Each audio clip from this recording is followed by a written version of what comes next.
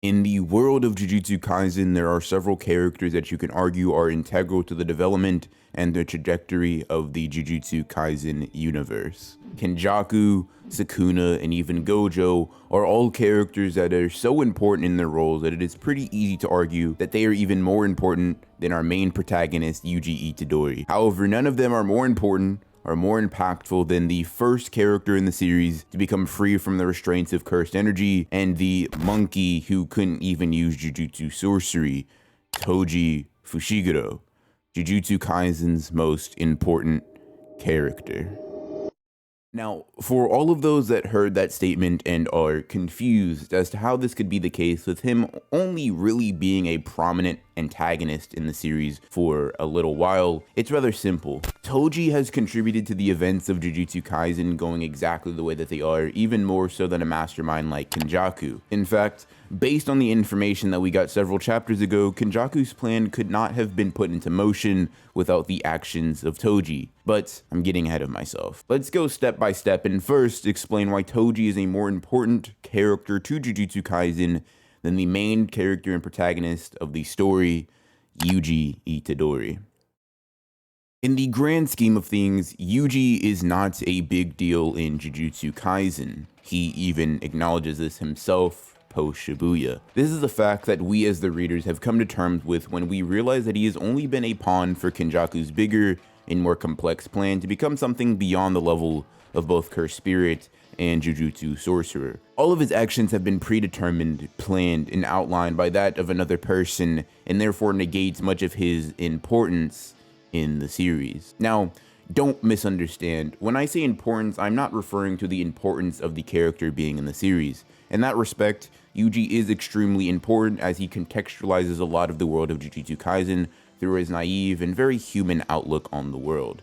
When I speak of importance, I'm speaking more in line with the impact that the character has on the plot and world of the series. And when placed in that specific context and circumstance, it is rather easy to see that Yuji, while important, cannot be the most important character because his impact wasn't created on his own yet, and every action he has taken up to this point has been orchestrated and manipulated in the background by an even greater, smarter, and more powerful entity in Kenjaku. Whether that be Yuji being a vessel for Sukuna, Yuji's relationship with Choso, or even his most impressive feat of finishing off Mahito, none of these were outside of the realm of Kenjaku's vision, Kenjaku's plan, and Kenjaku's intentions for the main character of our series. In that sense, Yuji is nothing more than a cog, you could say.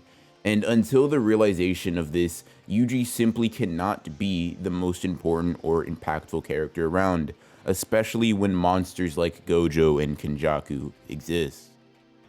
Gojo Satoru is someone stated to have changed the balance of the entire world with only his mere birth, and Kenjaku is someone who had orchestrated all of the events of Jujutsu Kaisen up to this point and only recently revealed them. And with a dynamic duo of characters this important, this powerful, and this influential, how does Toji even compare? The answer to this question that may seem almost unanswerable at first is rather simple. Toji is the reason that Kenjaku's plan is even possible, and he is also the reason that Gojo Satoru exists in the capacity that he does as the strongest. If you don't understand, don't worry, I'll break it down. And in order to do so, I want you to think back to Gojo before encountering Toji. How strong was he? What could he do? What couldn't he do? Really think, because this is extremely important to proving Toji's impact as a character here. Now, given a little bit of thought, you may be able to understand what Gojo lacked and maybe what he wasn't able to achieve. And simply put, Gojo was weak before his near death at the hands of Toji, at least in comparison to the being that became known as the strongest afterward. You see, in the Star Plasma Vessel arc, Gojo was nowhere near the level of beyond special grade like he was in current times. While he was powerful because of the Limitless and Six Eyes, he was still defeatable. He was still vulnerable. He was still someone who curses that obtained power beyond the level of special grade could defeat.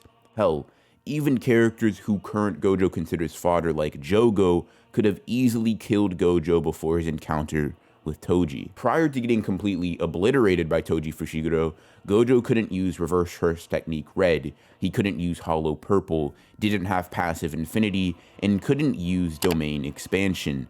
And on top of this, Gojo could actually exhaust his curse energy and was drastically weaker physically during this time period. All of these weaknesses were exposed and exploited by Toji in this fight and taken advantage of as the only character free from cursed energy at the time. The one-sided ass-kicking that Gojo received put him at death's door and forced Satoru to evolve, lest he die completely and fade into obscurity. Because of this, he gained a new level of understanding of cursed energy, similar to that of Yuji after using Black Flash, only to a much greater scale. In their rematch and directly afterwards, Gojo put his all into learning or mastering reverse curse techniques, passive infinity, red, blue, and purple, and even the pinnacle of Jujutsu sorcery, domain expansions. The title of the strongest, all that he is, all that strength, all that power, Gojo owes to Toji in some way. Without the forced awakening that Toji put him through, Gojo wouldn't have become a man beyond men that can only truly be defeated by trickery